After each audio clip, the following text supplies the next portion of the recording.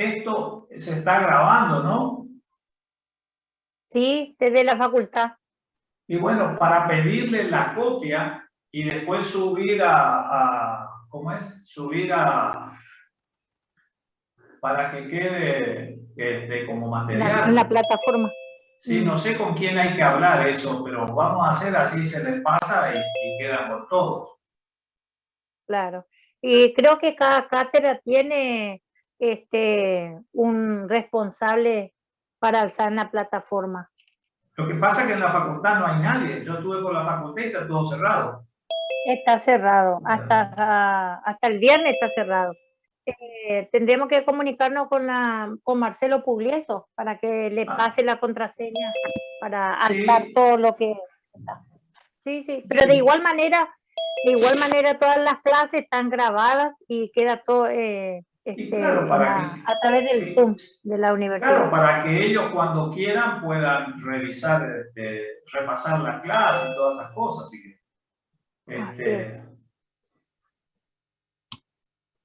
entonces voy a hablar con él. Bueno, empezaría. Bueno, empezaríamos y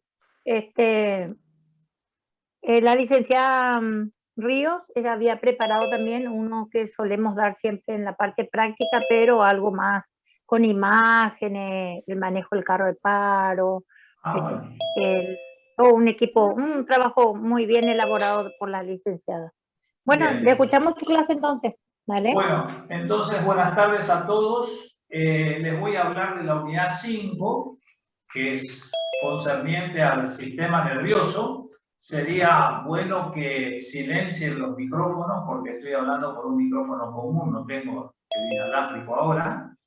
Y les digo que es porque yo estuve ausente en las cuatro primeros martes, que habrán sido el tema de desarrollar cada una de sus respectivas unidades. Sí les aviso que después de la bolilla 6 ya estaríamos en condiciones, a lo sumo daremos la 7 y ya estamos en condiciones de tomar el primer examen parcial, motivo por el cual les recomiendo a los alumnos que empiecen a estudiar y a repasar porque el examen se viene en mayo. Les digo una vez más, es la unidad número 5. Así que voy a empezar entonces con drogas simpático-miméticas y drogas simpático-líticas. Pero antes de empezar a hablar netamente de las drogas, ustedes ven en la diapositiva la clásica división que hay en el sistema nervioso autónomo del sistema parasimpático o cráneo sacro, como ven en la diapositiva, el cerebro y la región sacra tildados con mayor color, y lo que hoy nos toca, que es el sistema toracolumbar o simpático mimético, que, como vemos en las próximas diapositivas, va a tener una estructura que es un poco diferente en muchos aspectos y semejante en otros con el sistema parasimpático. No está de más repasar que todos estos sistemas, tanto el parasimpático que habrán visto en la clase pasada como el simpático, tienen dos neuronas, como ustedes ven. La primera neurona sale del sistema nervioso central, no sé si ven con el puntero láser lo que yo señalo, y la primera neurona va a salir y hacer sinapsis en los ganglios autonómicos, donde nace la segunda neurona. Este es el ganglio autonómico donde nace la segunda neurona, y las fibras coganglionares de la segunda neurona son las que van a ir a inervar a los distintos efectores y van a ser los responsables de las distintas acciones farmacológicas. Como ustedes ven acá, AC significa, o ACH, como a mí me gusta porque la mayoría lo abrevia así, corresponde a la acetilcolina, y es el neurotransmisor que se libera en el ganglio simpático. Y en el sistema postganglionar, acá está identificado como noradrenalina, la NA, o pueden encontrar en algunos libros como NE, que significa norepinefrina. Y a nivel de la médula adrenal cambia el neurotransmisor porque el 80% de los neurotransmisores son adrenalina y solamente es el 20% la noradrenalina. en conclusión, a nivel de los ganglios simpáticos, realmente el neurotransmisor siempre es la acetilcolina, tanto para el parasimpático como para el simpático. Lo que cambia es el neurotransmisor de la segunda neurona, que en el caso del parasimpático, como habrán visto en la clase anterior, es la acetilcolina, y en el caso de este sistema que vemos hoy, son la noradrenalina, la adrenalina, y también hay otro transmisor que es la dopamina, que actúa en determinados lugares. Hecho entonces el repaso de la división que habrán visto en detalle en la clase anterior, yo me voy a referir solo al sistema somático, al sistema simpático o tóraco-lumbar. Profe, no se ve lo que usted alumbra, ¿eh? ¿Cómo? No se ve lo que usted alumbra, disculpe. Bueno, está bien, gracias. No se ve lo que alumbra. Bueno, entonces, si uso el mouse, ahí se ve con el mouse. Sí, profesor. Sí. Entonces, entonces con el mouse lo voy a seguir haciendo. Gracias por el lado. Ese sistema simpático, que es muy importante, o tóraco-lumbar, está constituido por 22 pares de ganglios que tienen 3 ubicaciones en el organismo. Una ubicación es la cadena paraganglionar. La cadena paraganglionar son 22 pares de ganglios, como ustedes ven, a ambos lados de la membrana, a ambos lados de la médula de la columna. Tienen un ganglio que se denomina prevertebral, que va a estar ubicado delante de la cara anterior de las vértebras, que van a ser los ganglios más principales, los ganglios celíacos, el mesentérico, el aórtico, el simpático, cervical, y por los denominados ganglios terminales, que son los ganglios que están prácticamente en contacto con los órganos efectores. Con esta diapositiva se puede resumir la anatomía del sistema simpático que se extiende desde la séptima u octavo nervio cervical hasta el segundo o tercer lumbar. Después de eso, ustedes saben que se termina la médula y viene la cola de caballo. La importancia que tiene recordar la anatomía así a grandes rasgos, esto es un repaso porque ustedes seguro que lo estudiaron en anatomía el año anterior, va a ver que tienen una estructura principal, y es de que las neuronas preganglionares, recuerdo, neurona preganglionar es la que sale fundamentalmente del neuroeje. Acá le estoy marcando las neuronas que salen del asta anterior de la médula, van a salir y van a hacer sinapsis en la segunda neurona, que va a estar en el ganglio del tronco simpático. ¿Sí? Puede ser en este ganglio, que sería el ganglio paravertebral. Por supuesto que tenemos ganglios prevertebrales y también tenemos los ganglios terminales. La segunda neurona, que nace acá, es importante porque termina en el efector. Pero lo que ustedes tienen que recordar y saben por anatomía es que las fibras, los axones, no solamente hacen sinapsis con una vértebra, con una neurona postganglional. Se calcula que una de estas neuronas preganglionares entra en sinapsis con 20 neuronas postganglionares. Es decir, que no va a tener una relación fija, total. A diferencia del sistema parasimpático, que ustedes habrán visto que la relación es bastante proporcional, casi fibra con fibra. Acá no, es decir, que una fibra puede terminar en este sector o ser una fibra mucho más larga que puede pasar a realmente otros sectores del organismo. Recuerden que este concepto es fundamentalmente lo que más deben de tener. En esta diapositiva que ustedes ven acá, prácticamente está resumido muchas de las cosas o de los conceptos que habrán visto en la clase anterior de introducción del sistema simpático. Acá de vuelta vemos 2 neuronas. Vemos una neurona que es esta, que es la neurona llamada primera neurona, y vemos esto, que es lo que se llama la segunda neurona.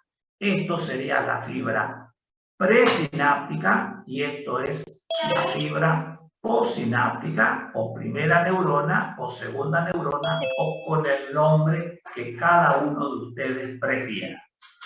¿Cómo se forman los neurotransmisores? ¿Y cuál va a ser el neurotransmisor más importante?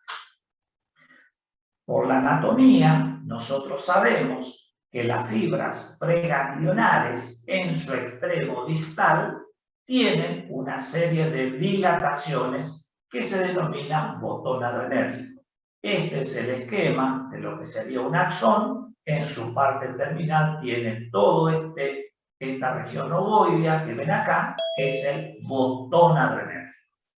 ¿Cuáles van a ser los transmisores del sistema nervioso simpático? Ustedes saben por la clase anterior que va a ser la noradrenalina, la adrenalina, también puede ser la dopamina, mientras que el neurotransmisor del sistema parasimpático que vieron en la clase anterior va a ser la acetilcolina.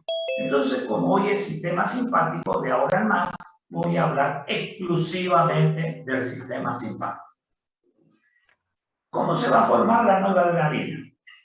La noradrenalina se va a formar a partir de un aminoácido que acá ven que se llama tirosina.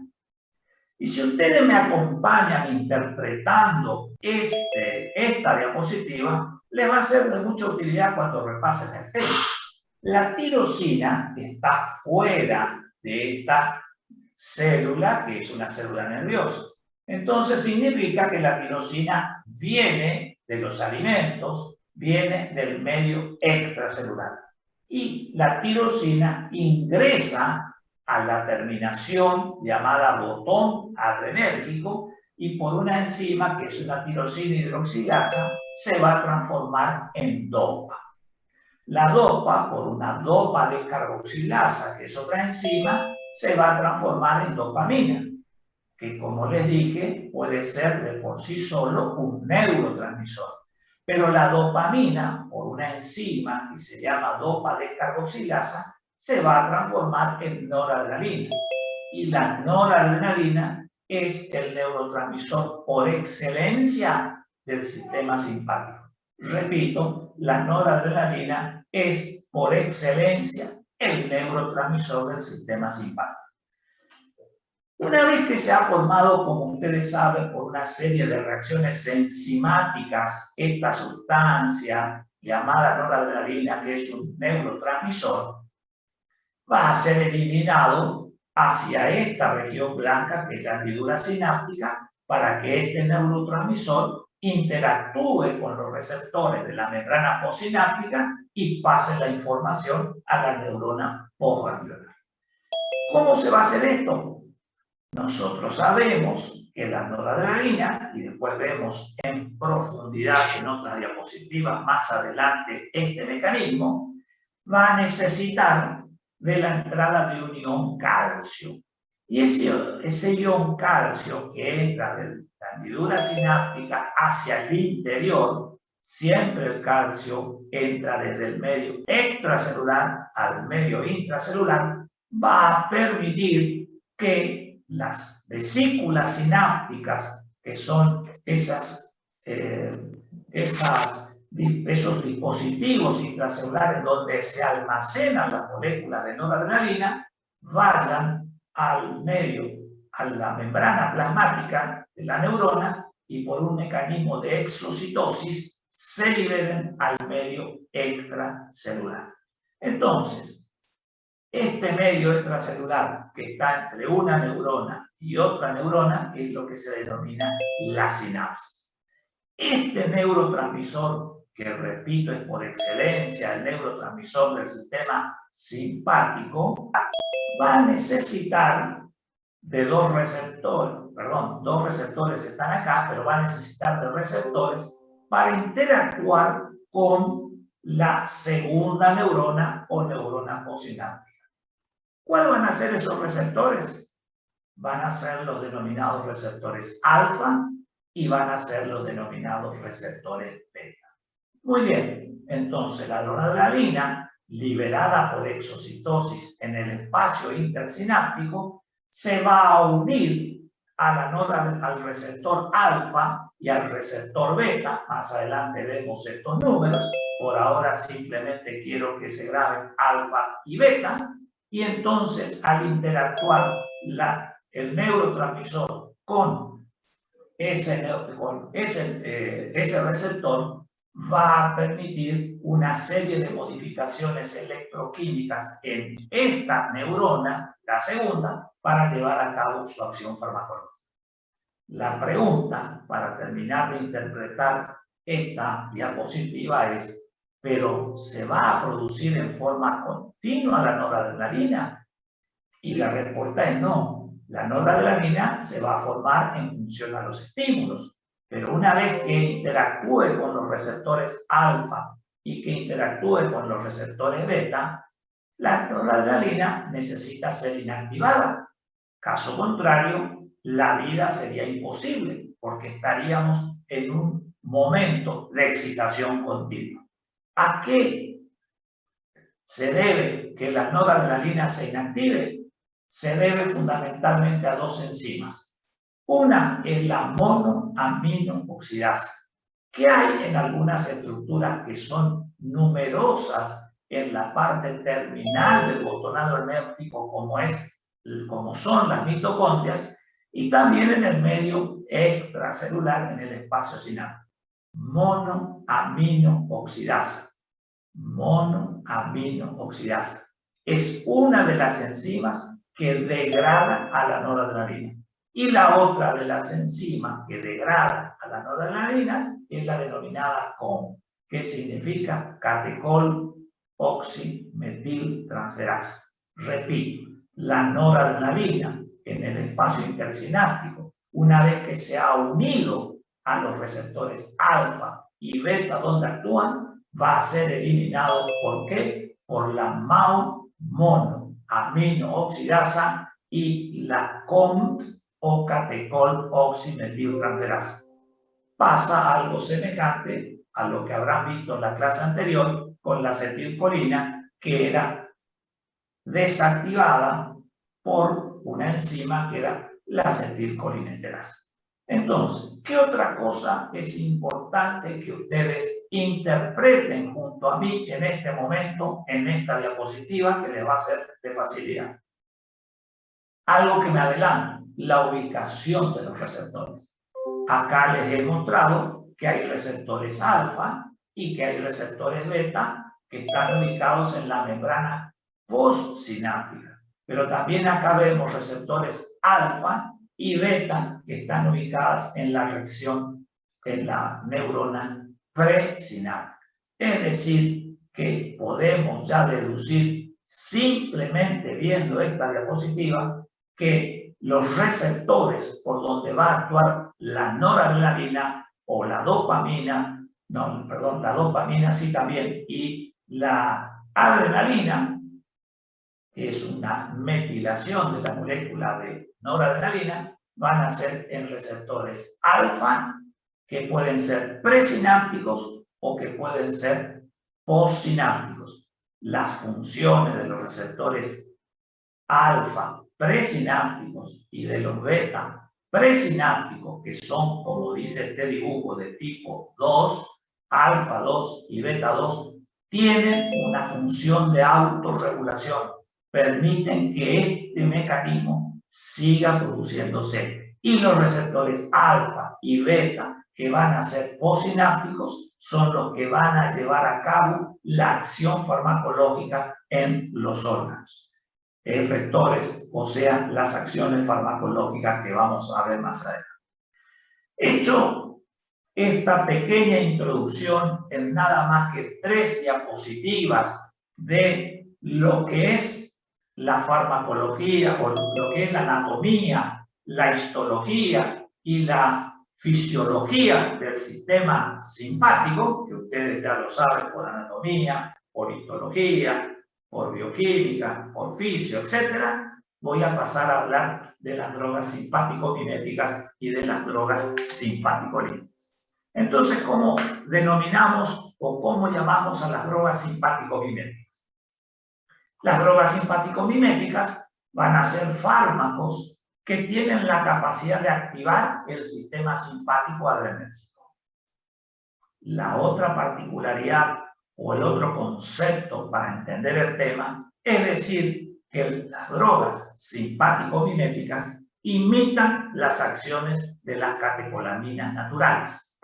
Es decir, acá vamos a ver un poquito más adelante cómo definimos o dónde nos posicionamos frente a la adrenalina. Porque la adrenalina puede ser producida en dos grandes lugares. Entonces, los fármacos que van a activar a estas catecolaminas naturales se denominan simpático-miméticos.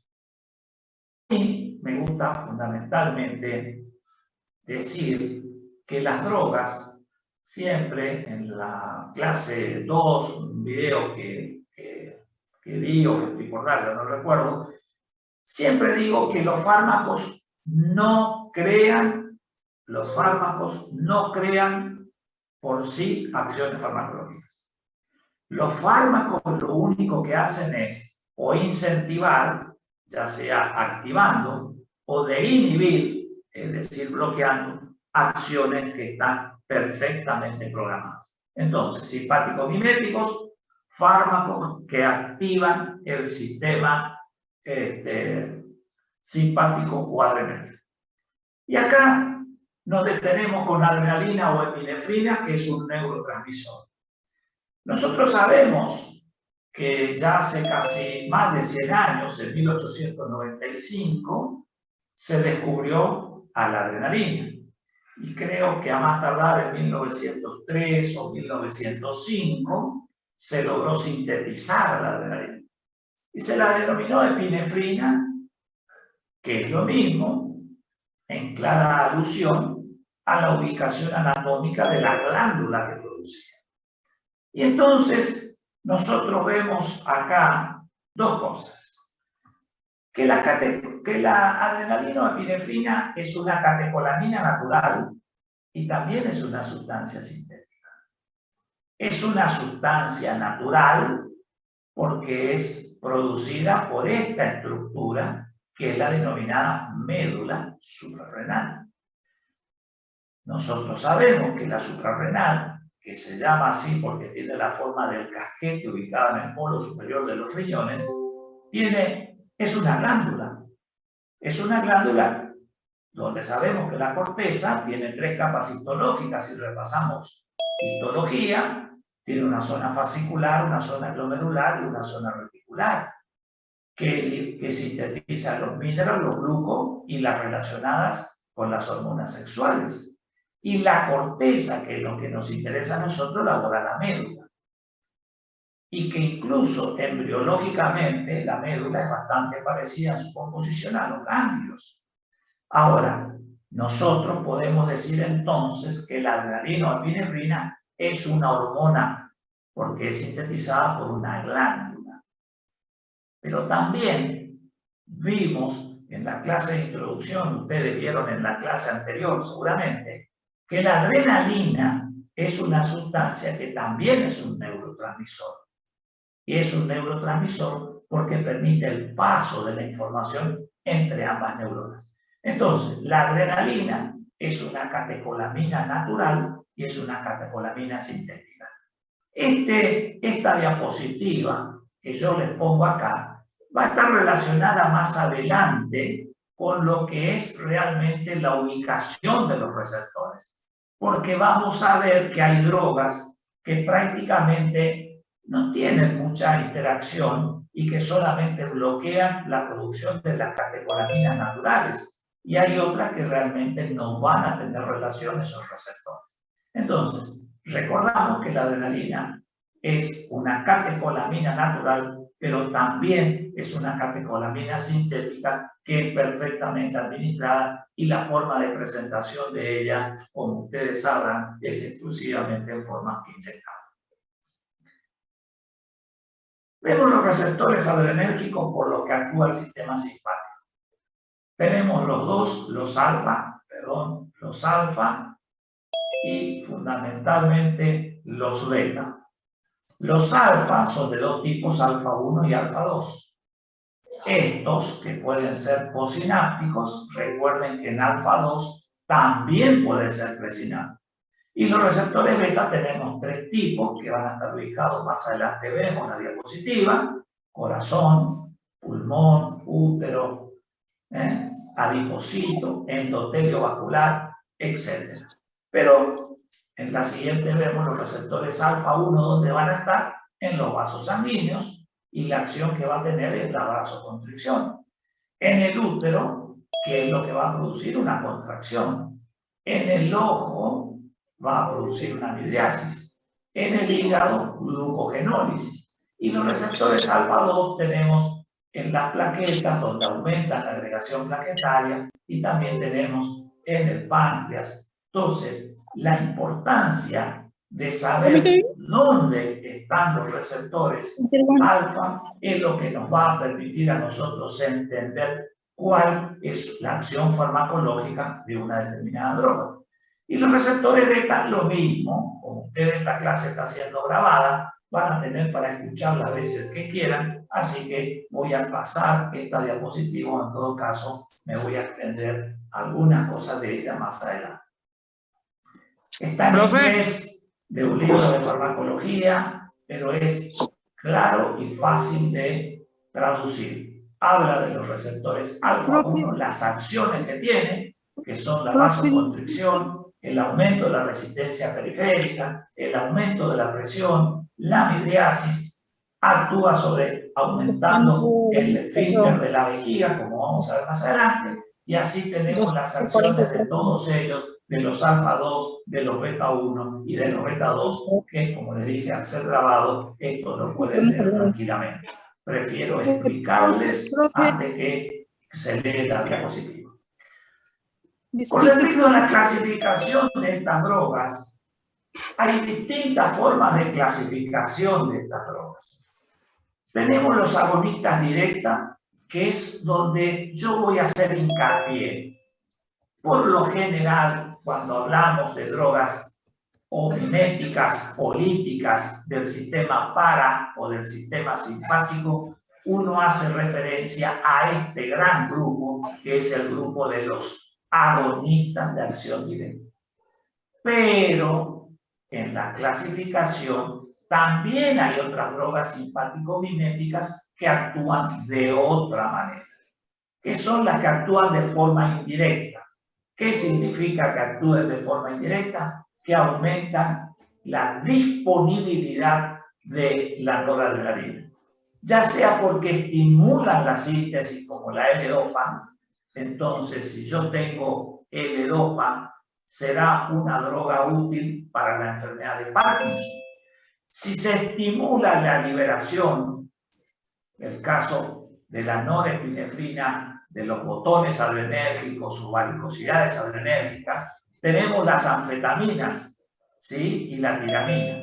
La tiramina es un aminoácido que era una droga que ya no se sintetiza más, pero está incluida en los alimentos. El queso, por citar uno solo, tiene mucha tiramina.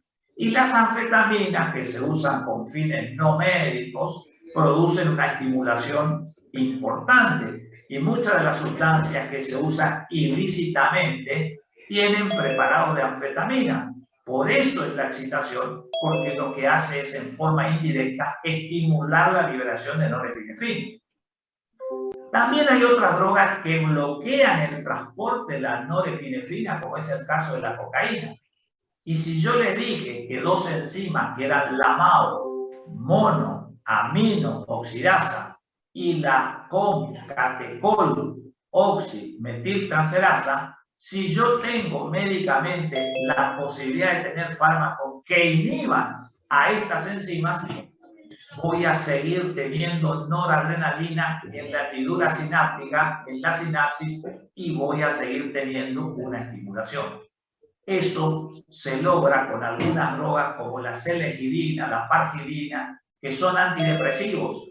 Muchas de las sustancias antidepresivas que se utilizan, como vemos acá, actúan bloqueando esta enzima. Y el entacapone, que es un bloqueador el oxicapone es más nuevo, pero no está aprobado en la Argentina, y tampoco la FDA hasta el año pasado no lo había aprobado, pero sí la AEMEA, la Agencia Europea del Medicamento, para la enfermedad de Parkinson. Y por último tenemos los agonistas mixtos, que son el caso de la efedrina, que lo que hace es libera indirectamente norepinefrina en la sinapsis y al mismo tiempo es un agonista directo sobre los receptores. Repito, si bien esta es la clasificación y la tengo que dar, porque es lo que figura en los libros de farmacología, desde el de farmacología en enfermería hasta el Goodman y Silman, nosotros hacemos hincapié en este primer grupo de los agonistas directos. Esto lo podemos tocar, si quieren, cuando hacíamos un curso sobre adicciones, tocábamos esta parte, y si tenemos la suerte de dar antidepresivos y drogas antiparkinsonianas, seguramente estaremos hablando de esta posibilidad. Bien. Esto es una clasificación, bueno, que habla de la selectividad de los receptores. Tienen traducido, y esto es lo que a mí más me interesa que ustedes recuerden, que son los simpático-miméticos de acción directa. Dijimos naturales, porque se sintetizan en el organismo, la noradrenalina y la adrenalina. Y acá vemos que son agonistas de determinados receptores. Fíjense la adrenalina, que es una sustancia de la cual yo les voy a hablar mucho, es un agonista de todos los receptores alfa 1, alfa 2, beta 1 y beta 2. Y la noradrenalina es principalmente un gran agonista del receptor alfa 1, menos del alfa 2 y también del beta 1. Y dentro de los sintéticos, nosotros acá yo les puse una palabra preferentemente. ¿Qué quiere decir preferentemente? Que hay una cierta predisposición para afectar a estos receptores, pero de ninguna manera, repito, la selectividad de las drogas sobre el receptor es absoluta. Repito, hay fundamentalmente una preferencia o una cierta selectividad que no es en términos totalmente absolutos. Para ir entrando en el tema, noradrenalina, fenilefrina, nafasolina y silometasolina son las drogas que tienen una cierta predisposición por la acción prácticamente, como les marco acá, alfa 1. Dentro de los estimulantes adrenérgicos alfa y beta tenemos la adrenalina, la dopamina, la efedrina y la anfetamina. Por eso es que tomamos siempre como concepto, prototipo o como madre y hacemos referencia a la adrenalina porque estimula los dos, los alfa y los beta. Yo sé que ustedes van a escuchar adrenalina desde el profesor de anatomía, de histología, de fisiología, pasando por nosotros al de cuidado intensivo, pero es acá donde más conceptos le tengo que dar de esta droga. Y por último tenemos los estimulantes adrenérgicos beta, que son estimulantes principalmente del beta 1, la dobutamina, y estimulantes del beta 1 y del beta 2, el isoproterenol y la isoxsuprina. Hay otros estimulantes beta 1 y beta 2, pero yo no se los doy porque esto es lo que existe a la fecha. O sea, en el mercado farmacéutico argentino, ustedes van a encontrar tanto el isoproterenol como la isoxsuprina y como la dobutamina. Cuando les coloco alguna droga que no está en el mercado, conceptos actualizados, realmente le voy a hacer alguna diferencia con respecto a las diapositivas. Los estimulantes beta 2, preferiría si por favor pueden silenciar el micrófono. Los estimulantes beta 2, hay una gran cantidad de estimulantes que son el salbutamol, el fenoterol, el clenbuterol, la terbutalina, que son medicamentos que tienen vida media corta. También hay algunos que tienen la vida media larga, como el salmeterol y el formoterol. Y también hoy en día la industria farmacéutica, esto no lo van a encontrar en cualquier libro, el indacaterol, el laterol, el milaterol, que son realmente circunstancias, estas drogas que tienen una acción ultra larga, es decir, varias veces, varias horas, que permite la administración de 1 a 2 por día. Por favor, silencien sus micrófonos. Y estos se usan habitualmente como broncodilatadores, tanto para el asma bronquial como para la enfermedad pulmonar obstructiva crónica. Chicos, su micrófono pueden apagar, por favor. Que es el grupo de los psicomotores, que está representado por la anfetamina principalmente y por estas otras drogas como son la fentermina, el etilpropión y el macindol. Hay como 10 o 12 grupos o 12 drogas más en este grupo, pero no tienen indicaciones. Estos sí vienen en los preparados anorexígenos, porque estos se utilizan fundamentalmente porque suprimen el apetito y entonces se usan en muchos regímenes de médicos homeópatas para producir el adelgazamiento. Fentermina, dietilpropiol y macindol. Y la importancia que tiene es que tal actividad del sistema nervioso produce que las preparaciones homeopáticas vienen asociados en gotas, que habitualmente dan los homeópatas, con diazepam. ¿Para qué? Para evitar la acción estimulante del sistema nervioso.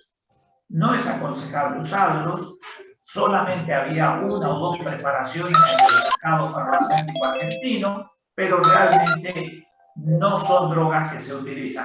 Pero sí se las puse porque van a ver que en los preparados homeopáticos esto se utiliza mucho. Bien. Vemos esto que es las drogas o las hormonas de estrés. ¿Cuáles son las hormonas de estrés? La adrenalina y la noradrenalina. Entonces voy a empezar por esas porque estimulan a los receptores alfa y a los receptores beta. Muy bien, vamos a ver la adrenalina. La adrenalina, básicamente, y en cualquier texto clásico, se dice que la hormona del estrés sirve para qué cosa, o para lucha o para la huida, o la lucha o la huida. ¿Cómo vamos a explicar el mecanismo de acción? La adrenalina, es decir, la farmacodinámica, ¿sí? La adrenalina se va a unir a un receptor adrenérgico. Este es el receptor adrenérgico. ¿Se acuerdan? O después vemos en detalle qué tipo de receptor es el receptor adrenérgico. Este receptor adrenérgico es un receptor acoplado a la proteína G y en su estructura, este receptor adrenérgico, cuando está inactivado, tiene una estructura asociada de una unidad alfa, de una unidad gamma y de una unidad beta.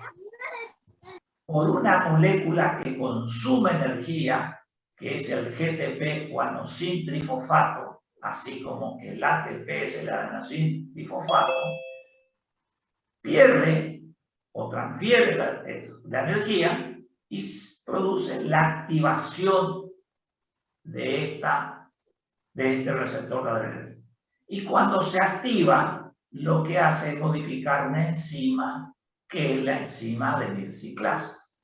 La enzima de milciclasa lo que va a hacer es que sobre la molécula de ATP, adenosín trifosfato, se va a transformar en AMP cíclico, que es adenosín monofosfato cíclico, y esto lo que va a producir es la activación de una serie de segundos mensajeros que son los responsables de por qué se ejerce la acción farmacológica.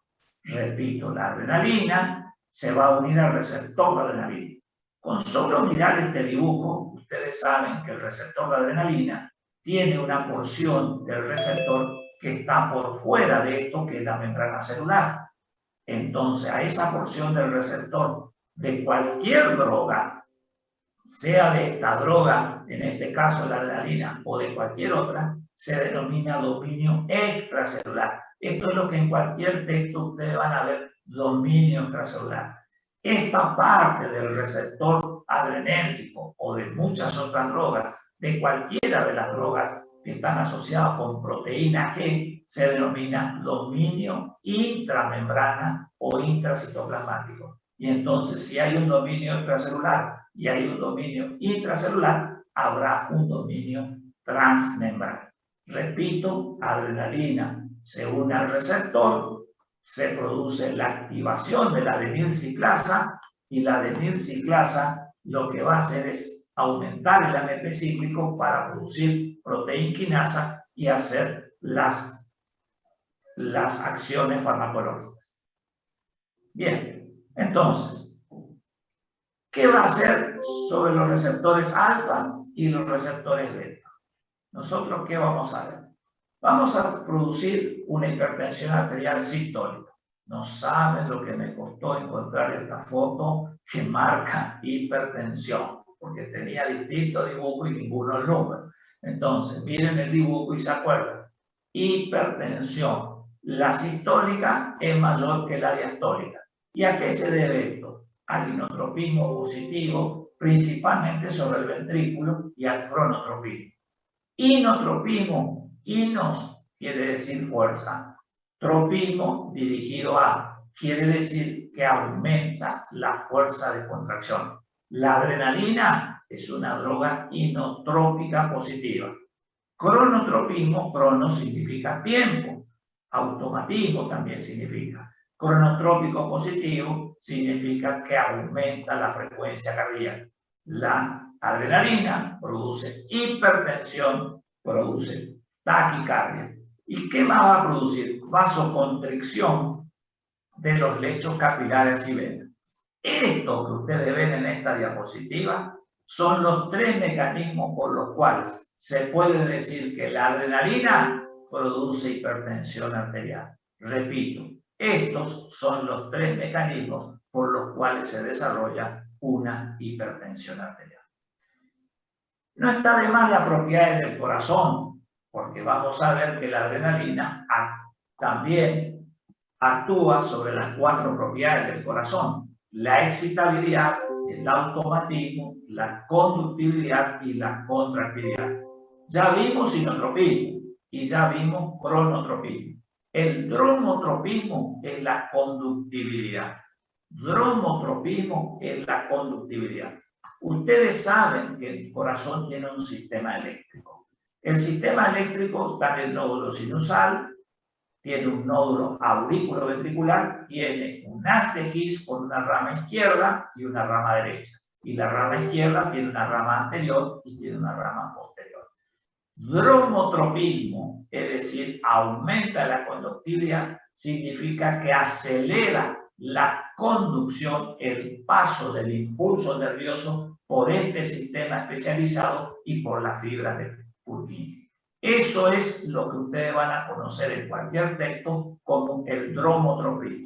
Y la excitabilidad, que es el vasotropismo, está relacionado fundamentalmente con permitir que rápidamente, terminado de producirse la despolarización, la repolarización, tengan una capacidad especial estas fibras de repetir el ciclo.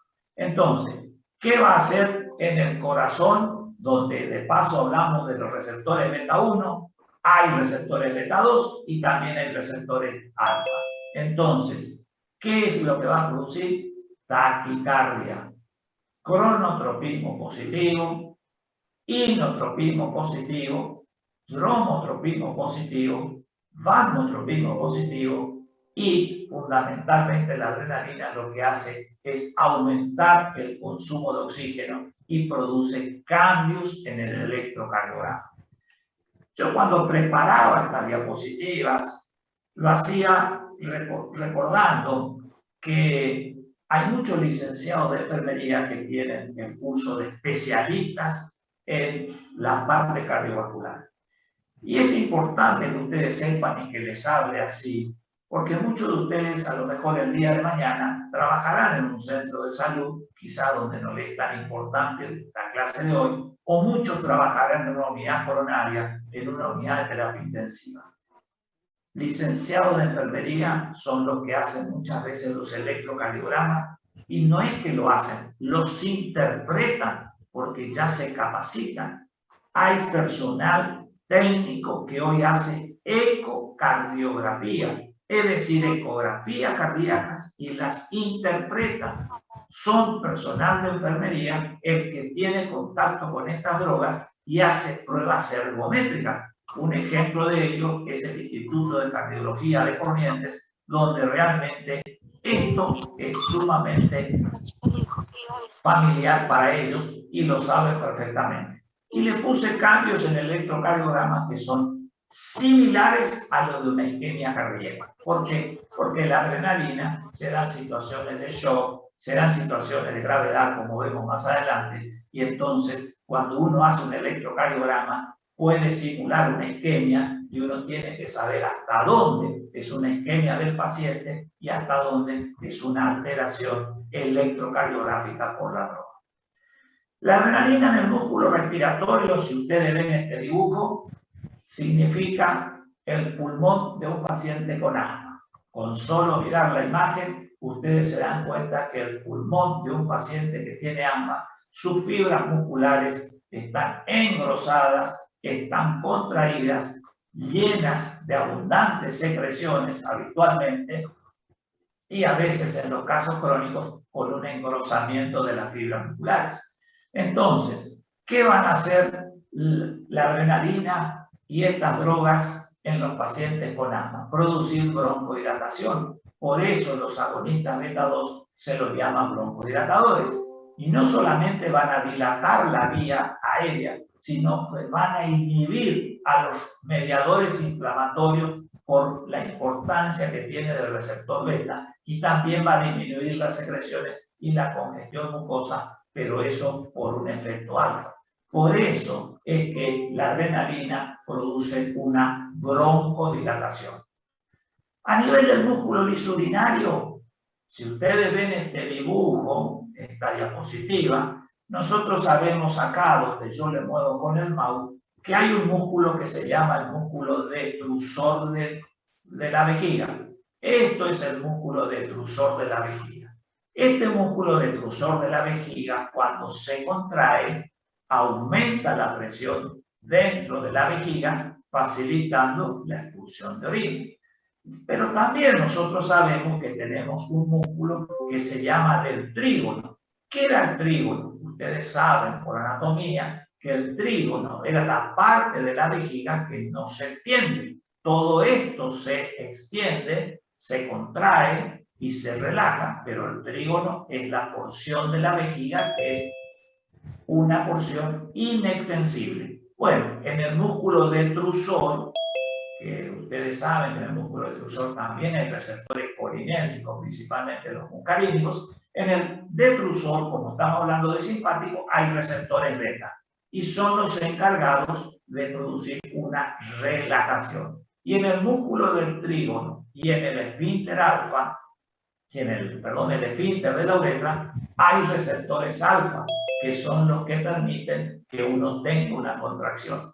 Por eso es que cuando uno tiene problemas de patología prostática, la próstata está ubicada en esta región y hay un agrandamiento, va a haber una hipertrofia de las fibras musculares lisas, tanto de la próstata como de la vejiga. Entonces nosotros vamos a necesitar alguna droga que antagonice y que relaje el esfínter. Por eso ya podemos deducir que una droga bloqueante alfa facilitará el proceso de emisión.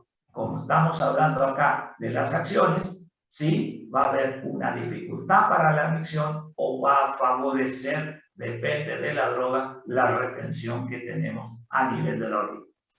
¿Qué hace la adrenalina sobre otros músculos lisos? A nivel del estómago, lo que produce es una relajación del estómago con una contracción del esfínter pilórico y también del esfínter iliocecal. A nivel del útero, lo que va a hacer que los receptores alfa contraen las fibras musculares y los receptores beta los relajan. Entonces, en el último mes de un embarazo y en el parto, inhibe el tono y las contracciones uterinas. Entonces, si nosotros recordamos que hay receptores alfa que contraen y hay receptores beta y una persona está embarazada, por ahí se usan los bloqueantes de drogas que van a actuar sobre este receptor beta. ¿Cuándo? Por ejemplo, en la amenaza de parto prematuro, para que realmente uno logre el retraso de la expulsión o el nacimiento del feto, realmente se utilizarán este tipo de drogas. Y por último, también actúan sobre el metabolismo, donde producen, como dice la diapositiva, alto nivel de azúcar, tanto de la glucemia como el lactato, disminuye la secreción de insulina. Si disminuye la secreción de insulina, por eso favorece la hiperglucemia, estimula la secreción de glucagón, disminuye la captación de glucosa en los tejidos periféricos. Por eso es que están preparados para la lucha o para la huida. Tenemos una acción claramente metabólica de una alta concentración, casi no da glucosuria por más que se eleva, a diferencia de una persona diabética, y aumenta los ácidos grasos libres en la sangre, presumiblemente por la acción de los receptores beta de tipo 3, que antes se pensaba que solamente había en el tejido adiposo, pero hoy se sabe que tienen función en el endotelio vascular. Entonces, para terminar con esta acción del metabolismo, vemos sobre el sistema nervioso. No es un estimulante potente el sistema nervioso, pero puede producir cefalea, excitación, ansiedad y temblor, y a nivel de los ojos, por la contracción del músculo radial, lo que va a producir realmente es una una midriasis. Ahí ven claramente, se dice que midriasis es cuando la pupila está dilatada más de 4 milímetros, y se dice que es una miosis cuando es menos de 2 milímetros. Conceptos muy rápidos de la farmacocinética. La vía oral no se usa. La adrenalina viene en ampollas. La adrenalina no viene en comprimidos. Y no viene porque es rápidamente conjugada y oxidada. Se puede utilizar por vía subcutánea y la absorción es lenta. ¿Por qué? Porque en el lugar de aplicación produce una vasoconstricción local. En los estados de shock, muchas veces tuve la oportunidad de ver que se administra por vía subcutánea. En los estados de shock no es precisamente la mejor vía de administración, porque de por sí hay una hipotensión arterial, y si uno a la hipotensión arterial le agrega más vasoconstricción, realmente el porcentaje de absorción de la droga se retarda considerablemente. Por la vía intramuscular se absorbe más rápidamente que la vía subcutánea. En algunos países, la adrenalina para personas que tienen atopía extrema y que tienen shock anafiláctico por reacciones de algunas enfermedades, como por ejemplo son el edema angioneurótico, en el cual se obstruye la vía aérea, o tienen algunos casos especiales de hipersensibilidad o de alergia, viene bajo la forma de aplicador o de autoinyector, y entonces allí se utiliza habitualmente, el paciente lo tiene y se utiliza por la vía intramuscular. Ustedes, como nosotros, el personal de salud, utilizamos por vía endovenosa, y realmente se usa en forma diluida y lenta solamente en las emergencias. También van a ver que se usa la vía inhalatoria. Si bien son preparados especiales, en la guardia muchas veces uno ve que rompen las ampollas de adrenalina y las nebulizan los pacientes asmáticos. No es lo mejor, pero suele ocurrir.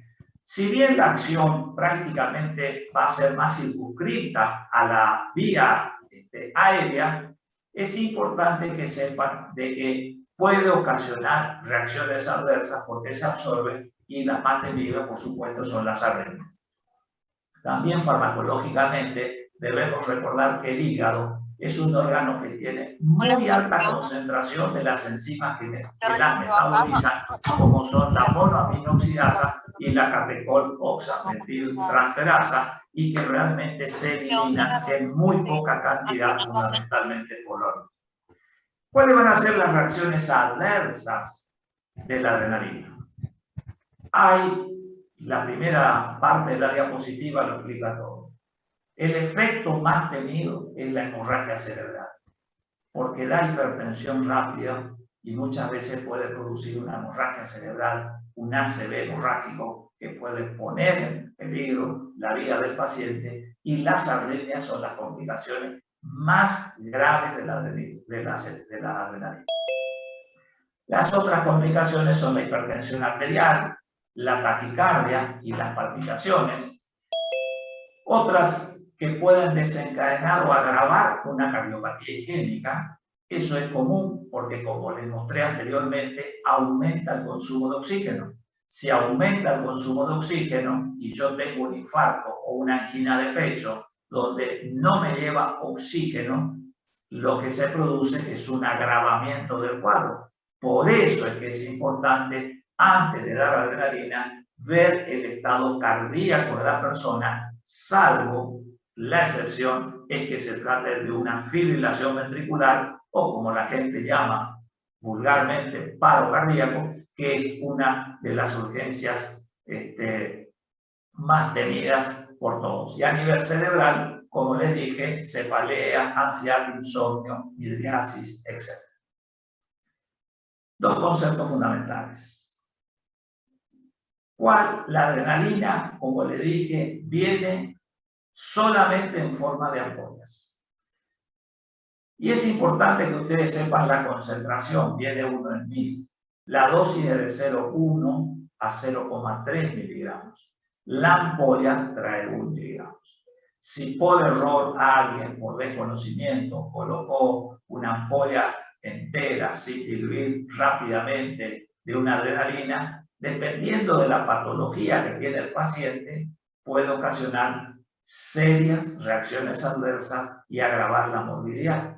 No es lo mismo una fibrilación ventricular, donde ya no hay otra cosa que hacer y se le puede poner la ampolla directamente por vía intraventricular.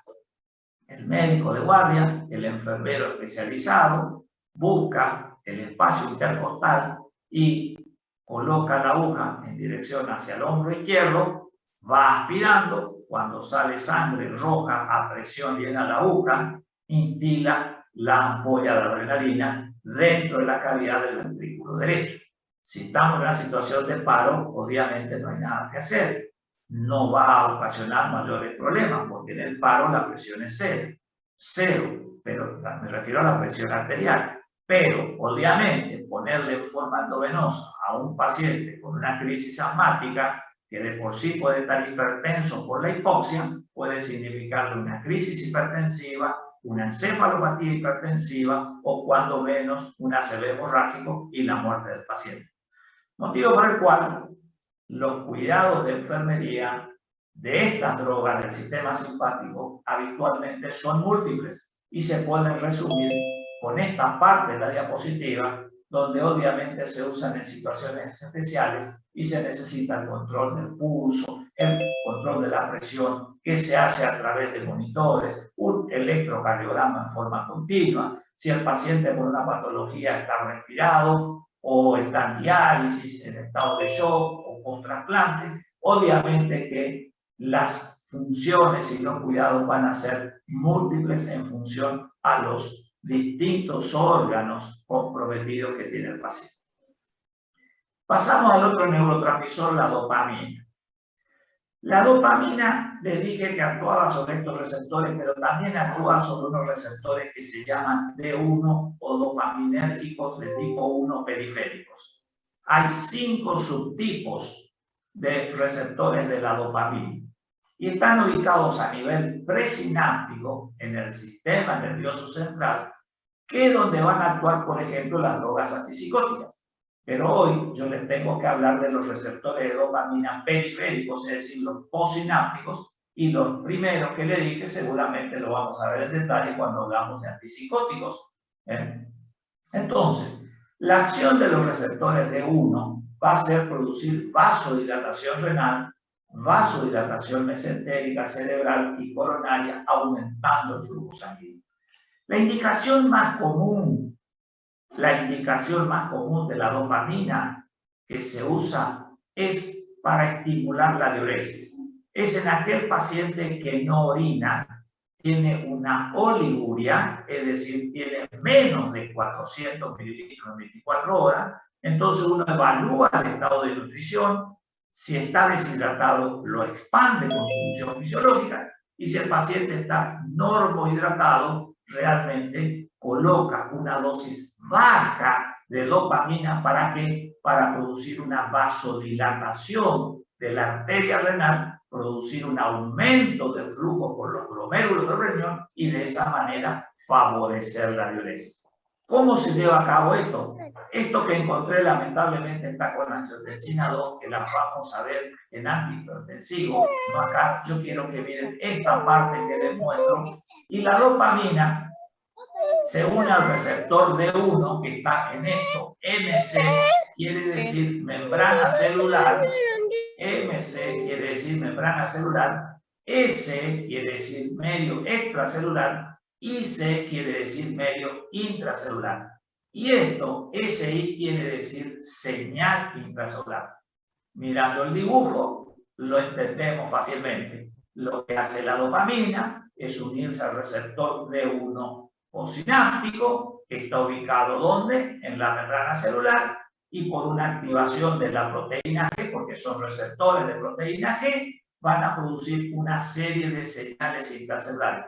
Las señales intracelulares son exactamente lo mismo que las que les mostré para la adrenalina. ¿Y cuál es la consecuencia? Esto aumenta la diuresis, aumenta la natriuresis, que significa la eliminación de sal con la diuresis, y disminuye la presión arterial.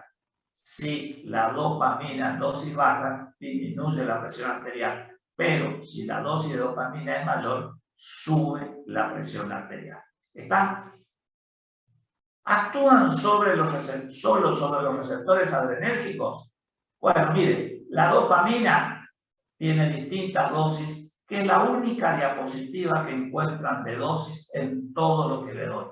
No suelo dar otra diapositiva de dosis más que la dopamina, porque a dosis baja actúa sobre los receptores 1, 2 y produce la vasodilatación renal para producir lo que les mencioné aquí, que son estas cosas. A dosis intermedia actúa sobre los receptores beta 1 y entonces aumentan la contractilidad miocárdica. Y a dosis superiores a estas actúan sobre los receptores alfa 1 y producen vasoconstricción arterial. Es decir, estimados alumnos, la dopamina a dosis baja va a producir disminución del valor de la presión porque produce una vasodilatación de las principales arterias renales, mesentéricas, coronarias, cerebrales, etc. Pero a dosis alta no va a estimular el receptor de dopamina, va a estimular el receptor de alfa, motivo por el cual se produce una vasoconstricción y se produce el aumento de la presión arterial. Eso es lo que es importante acá. ¿Cómo es la farmacocinética? Solo se administra en forma endovenosa, en infusión continua. Se distribuye ampliamente, pero no pasan la barrera hematoencefálica. Tiene una vida media de 2 minutos y el efecto no pasa los 10 minutos. Ese es el motivo por el cual la dopamina solo viene en ampollas, no viene en comprimidos. Droga de vida media muy corta, 2 minutos. Y cuanto a su metabolismo, es metabolizado fundamentalmente por la monoaminoxidasa y por la catecol oxametil transferasa y se eliminan por oído. Las reacciones adversas son las mismas que las del sistema de las drogas simpático-miméticas. Sería muy tedioso, tanto para ustedes como para mí, repetir las reacciones adversas. Motivo por el cual les aclaro que lo que ven en la diapositiva son las reacciones adversas de la dopamina que distinguen de las otras drogas simpático-miméticas. ¿Y qué es importante? Esta es una imagen de una necrosis sacada de internet porque se perdió el único caso en el que yo tuve experiencia y que vi de un paciente que tuvo necrosis. Y la extravasación de la infunción puede producir necrosis. Esto es importante que ustedes lo sepan. Por eso es que cuando uno va a colocar muchas veces dopamina, prefiere hacerlo por una vía central.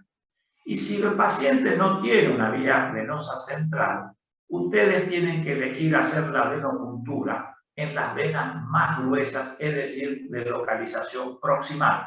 Proximal es hacia la cabeza, distal es lo más lejos de la cabeza. Proximal es el cuello, distal es la primera falange, la primera falange, no la tercera, que después de eso no hay más nada. Entonces, siempre que ustedes van a inyectar, van a hacer una venopuntura para administrar dopamina, fíjense si el paciente tiene una vía venosa central, porque sería elección. Y o si no, hagan una venopuntura de las venas más gruesas, más proximales del organismo, habitualmente desde el pliegue del codo para arriba. ¿Y qué tienen que ver ante administrar la droga? La permeabilidad del acceso venoso. Si ustedes ven que hace pared, si ustedes ven que hay algún problema, realmente piensen hacer de vuelta una vía y no administrar porque pueden producir. Cuando la dopamina se usa en los estados de shock, en las unidades coronarias o en las unidades de terapia intensiva, y si el paciente tiene un shock y no eleva su presión arterial y se necesitan las dosis altas, como esta, por ejemplo, más de 10 microgramos por kilo por minuto, y se necesitan varios días, el paciente, esto produce secuelas. Y las secuelas que produce, una de ellas es que produce necrosis de los dedos de las manos en las extremidades. Esto también es común al grupo de los simpáticos miméticos. Se suele ver cuando uno usa noradrenalina en infusión continua en esos estados de shock. Y también otra reacción que no me alcanzaba ya lugar para ponerlos es que producen isquemia mesentérica. ¿Por qué? Porque lo que van a producir es una vasoconstricción tan importante a nivel esplántico que produce un desequilibrio de la flora por isquemia, y entonces puede haber sobreinfecciones, habitualmente del tubo digestivo, que son enfermedades muy graves. Se infecta al paciente por su propio germen en el tubo digestivo, o incluso se han visto casos de pacientes que tenían obstrucciones mesentéricas que han producido la necrosis neuronal. No es común, pero puede producir necrosis intestinal. Muy bien, algo de los estimulantes adrenérgicos alfa y ya fuera de la adrenalina. ¿Dónde están ubicados? Fundamentalmente en las fibras musculares lisas, músculo liso, produciendo las constricciones, es decir, vasoconstricción. Ya dijimos el píloro, que produce la contracción del esfínter, produce la dilatación de la pupila como acción farmacológica y produce una contracción del cuello de la vejiga, motivo por el cual la droga por excelencia que produce un estímulo adrenérgico alfa es la noradrenalina. Entonces, la noradrenalina es el prototipo del grupo. Constituye, como ya les había adelantado, del 10 al 20% de la médula suprarrenal. La noradrenalina se distingue de la adrenalina en su acción sobre los receptores alfa y beta 2. La noradrenalina tiene una gran acción sobre los receptores alfa, mientras que la noradrenalina no tiene una gran acción sobre los receptores beta 2. Y bueno, acá ya está eso, y ambos son realmente equipotentes, quiere decir que tienen la misma acción sobre los receptores beta 1. Por eso es que la noradrenalina se usa más en goteo, en las terapias, en las unidades coronarias, en los casos de shock, cuando se tiene que elevar la presión arterial. Y si el paciente, por poner noradrenalina y producir vasoconstricción no orina, se le pone dosis baja de dopamina a dosis, como le dije, baja para producir un efecto diurético. Por eso, ustedes, si bien son alumnos de segundo año de enfermería, cuando termine esta clase y van a una terapia, van a una unidad coronaria, o alguien les comenta que un paciente está internado y tiene noradrenalina a dosis shock altísima y dopamina a dosis diurética, lo único que tienen que preguntarle es si está en un respirador, y mucho más que eso ya no hay para hacer.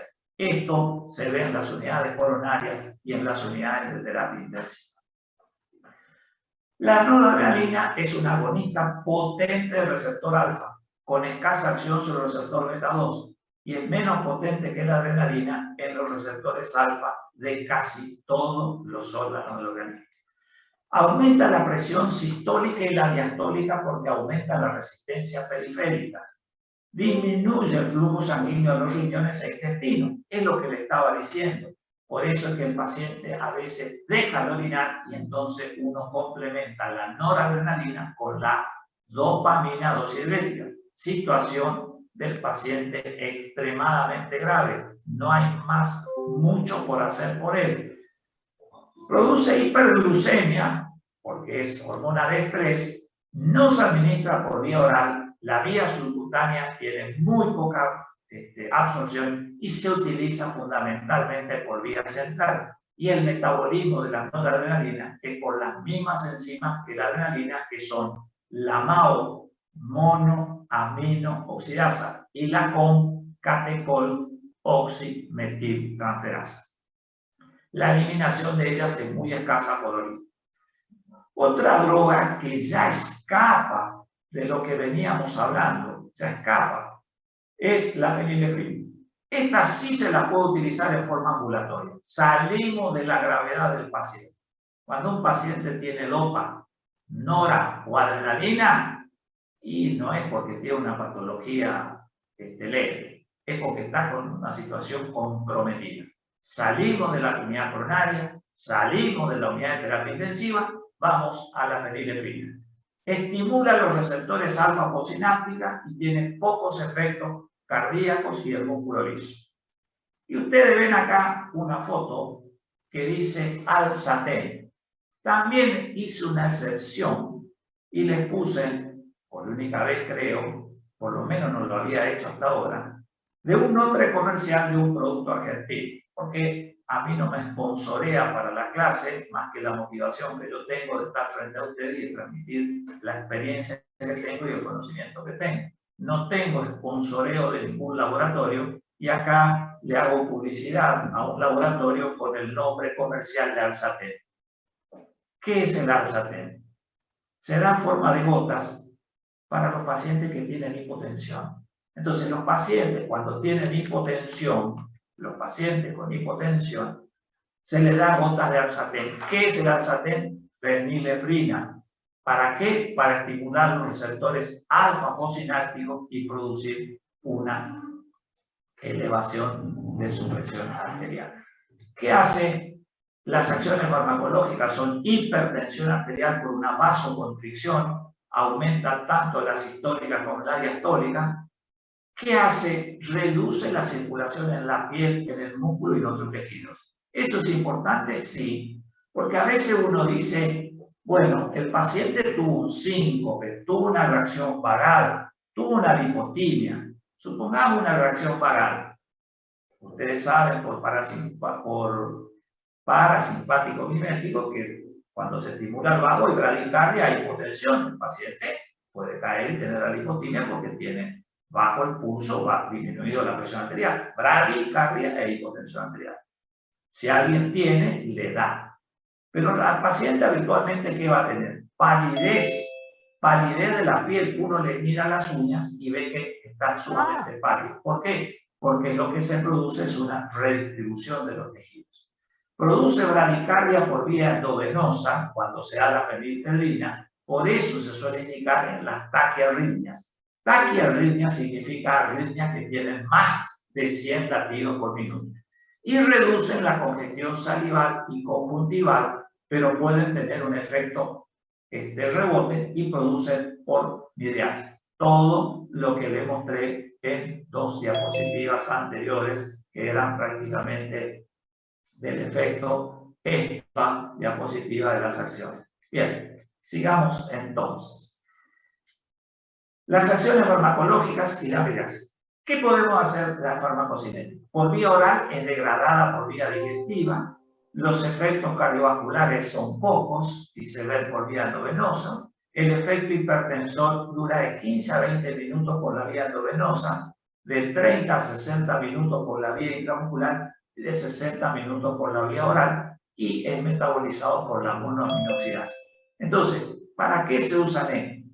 Se usan para producir elevación de la presión arterial, y también la fenilefrina junto con la nafasolina, con la silometasolina, se usan como descongestivos nasales o descongestivos conjuntivales por el efecto que tienen constrictor sobre los receptores alfa 1. Ahí ven que la fenilefrina tiene una duración de acción de 4 a 6 horas, mientras que la nafasolina y la oximetasolina son más prolongados de 8 a 12 horas. Entonces, ¿para qué se usan los alfa? Los agonistas alfa 1 del sistema simpático para producir hipertensión arterial y como descongestivos conjuntivales en gotas oftálmicas, en gotas nasales, es decir, por la vía fundamentalmente tópica. Pasamos a los receptores beta. Los receptores beta, ustedes ven acá 3 lugares importantes que les va a servir para todo el transcurso del año. Corazón, donde hay beta 1, beta 2 en los pulmones y también beta 2 en el útero. Estimulantes adrenérgicos beta. La dobutamina estimula los receptores beta 1. Dobutamina estimula los receptores beta 1, fundamentalmente los beta 1. ¿Cuál es la farmacodinámica? Tienen un efecto inotrópico porque aumentan el volumen sistólico, más que cronotrópico. ¿Qué quiere decir esto? Que cuando ustedes administran dobutamina, el paciente aumenta la fuerza de contracción. No esperen que haga tanta taquicardia al paciente. Puede subirle en función a las dosis. A dosis baja, el corazón va a bombear más fuerte, pero no va a modificar el pulso. Y eso ustedes no lo pueden ver. Aumenta el automatismo del nódulo sinusal. Quiere decir que hace que el nódulo sinusal rápidamente cumpla el proceso de polarización, de despolarización y repolarización. Aumenta el gasto cardíaco por el efecto inotrópico que tiene. Produce una vasodilatación periférica con poca modificación de la presión arterial y aumenta el flujo sanguíneo renal y mesentérico porque aumenta el gasto cardíaco. Acá ustedes ven una diapositiva en la parte inferior que realmente lo que vemos es un ecocardiograma. Esto es un ecocardiograma donde están las 4 cavidades del corazón, las 2 aurículas y acá los 2 ventrículos que son más grandes, y acá hay un eco, acá hay una imagen en color que es lo que ustedes habrán visto alguna vez, el ecodoppler color.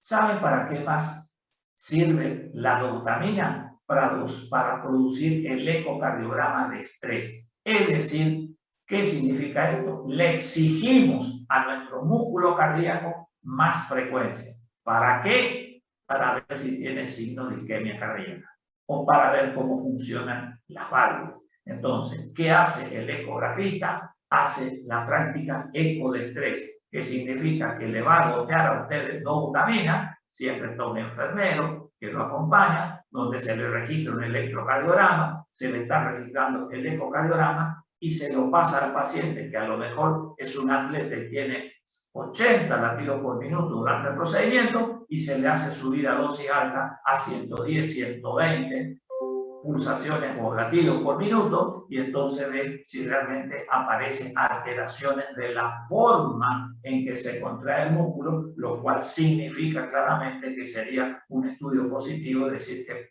predispone a la isquemia. En cuanto a la farmacocinética de la dobutamina, vienen ampollas como está en la diapositiva. No se administra por vía oral, es solamente por vía endovenosa. tiene un inicio de acción muy rápido, en 1 a 2 minutos, por eso se hace en el consultorio. El médico nunca está solo, y la vida media es de 2 a 3 minutos. Son drogas, al igual que la dopamina, de vida media corta, tienen un metabolismo hepático, una eliminación fundamentalmente por orina. Las otras drogas agonistas son el isoproterenol y la isoxsuprina, que estimulan por igual a los receptores beta 1 y beta 2. El isoproterenol es una droga muy vieja, al igual que la isoxsuprina. Hay otras más, pero que no están en el mercado.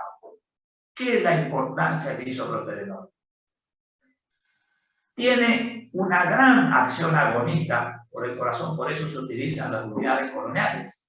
Y tiene poca afinidad por el receptor alfa. Es decir, siempre que una droga tenga poca afinidad por el receptor alfa, no va a modificar tanto la presión arterial. ¿Y qué le dice abajo en la diapositiva de isoproterenol? Les muestro a ustedes esto, que es el sistema de conducción cardíaca. ¿Y por qué le puse el sistema de conducción cardíaca con isoproterenol? Si ustedes interpretan como lo están haciendo conmigo esta diapositiva, les será fácil entender que el isoproterenol es una droga que se va a dar cuando hay alteración en este sistema de conducción. Rápidamente el sistema de conducción del corazón, el centro del universo, dicen los cardiólogos, comienza con el nódulo sinusal, viene al nódulo auriculoventricular, que el nódulo sinusal, ustedes saben que está en la pared externa de la aurícula derecha. El nódulo auriculoventricular está cerca de las válvulas auriculoventriculares, mitral y tricúpide, y ahí nace el tronco, la de si bien está en inglés es fácil traducción, la rama derecha, la rama izquierda y el sistema de Purkinje. ¿Cuándo se da el isoproterenol? Cuando hay un bloqueo de este sistema. Para que ustedes sepan, nadie les va a preguntar, un bloqueo AB por el primer grado no necesita isoproterenol, un bloqueo de segundo grado está acá, y el bloqueo de tercer grado es cuando la aurícula se contrae a un tiempo distinto al ventrículo. La aurícula se contrae a 90, 100 por minuto, y el ventrículo no pasa de 40 o 50 por minuto. El paciente se cae y se cae, se levanta y se marea, no puede caminar. Entonces, se le hace un electrocardiograma, se ve que los ventrículos tienen 40, 30 latidos por minuto, la vida es incompatible. Rápidamente se interna la unidad coronaria y se le coloca isoproterenol. ¿Para qué? Para aumentar estas propiedades de acá y hacer de que en vez de tener 40 por minuto, suba su frecuencia a 60. O se le coloca un marcapaso transitorio para que días después sea sometido a un marcapaso transitorio. Resumen, isoproterenol, indicación, bloqueo auriculoventricular, o lo que se llama bradiarritmia, es decir, arritmia por debajo de 60 por minuto. ¿Qué acción tiene? Cronotrópico, aumenta, ya le dije, inotrópico, aumenta la fuerza de contracción del corazón, aumenta el consumo de oxígeno, y a dosis elevadas, si yo le hago subir a 160, 140, a lo que me permita el estado electracito, taquiarritmia, o puede ocurrir la muerte del paciente. Acá el médico nunca está solo, está acompañado de un licenciado en enfermería, especialista en patología cardiovascular, etc. Y por la acción beta 2 produce vasodilatación de las fibras musculares lisas y produce broncodilatación. O sea que si el paciente tenía un asma, no hay ningún problema, o si el paciente tiene broncoespasmo por estrés, no hay ningún problema. Al contrario, el isoproterenol le va a venir bien porque produce broncodilatación, ¿sí? Y es una acción también que tiene estimulante del sistema nervioso central. Estas drogas se utilizan en la unidad coronaria. Acá está una diapositiva del isoproterenol de cómo viene. Este está en inglés, o sea que he sacado un libro de farmacología en inglés, muchas de estas fotos. No se absorben por la vía gastrointestinal, solamente se dan por vía endovenosa, y como toda droga del grupo se va a metabolizar en el hígado, donde hay alta concentración de MAO y de COM, y se va a eliminar por la orina en forma inalterada. La isoxsuprina es lo que cambia un poco lo que veníamos hablando. ¿Por qué? Porque actúa sobre los receptores beta, y los beta 2 relaja el miometrio, el músculo liso, y en los beta 1 estimula el corazón. Entonces se absorbe por la vía gastrointestinal, intramuscular y endovenosa, tiene una vida media corta, tiene metabolitos y se elimina fundamentalmente por orina pasando la barrera placentaria. ¿Dónde se da la isoxsuprina? Todo esto que ustedes vieron acá, fundamentalmente, mírenlo, la isoxsuprina, ¿dónde se da? Como top político, cuando hay fundamentalmente una amenaza de parto prematuro y lo que yo busco es retrasar el parto. ¿Para qué? O para que pueda derivar a esta madre a un centro de mayor complejidad, o para que pueda hacer maduración fetal, si el feto todavía no estaba maduro, dependiendo de cuántas semanas de gestación está. Es decir, la isoxsuprina, sepan que se sirve para relajar el músculo uterino, para prolongar el embarazo, pero el inconveniente que tiene es que produce taquicardia, va a aumentar la frecuencia cardíaca por la estimulación del receptor beta 1, motivo por el cual es imperioso que uno tenga que descartar fundamentalmente la patología cardíaca previa del paciente. ¿Cuáles van a ser entonces los cuidados? Con isoxsuprina no solamente tienen que tener en cuenta los cuidados de tipo prenatal, sino también los postnatal. ¿Por qué? Porque pasa la barrera placentaria. Si la droga pasa la barrera placentaria, ojo con la frecuencia cardíaca del neonato, ¿sí? A ver si no nace con taquicardia, si bien tiene una ventaja que es una vida media sumamente corta de 1.5 horas, pero bueno, uno en estas cosas no sabe realmente si cuál situación va a ocurrir. Para terminar este tema, nos quedan los estimulantes beta 2. Por favor, lo sacan al perrito de acá, al receptor beta 2, que son los beta 2 selectivos que son usados como broncodilatadores. Acá ven una lista larga de drogas, el salbutamol, clenbuterol, no les voy a leer, para eso se los puse. Todas ellas actúan como broncodilatadores. Acá ven fundamentalmente algo que me gusta mucho, esto creo que era una página de ASMA de Canadá, donde está el engrosamiento de la fibra muscular lisa, el edema de la submucosa, la obstrucción de la luz y la acción broncodilatadora. No crean que es así que produce esto, pero obviamente con que dilate esto, ya nuestra capacidad vital aumenta. Se usan como broncodilatadores y dentro de los estimulantes beta 2 hay uno acá abajo perdido que es la ritodrina, que no tiene acción broncodilatadora, sino que tiene una acción relajante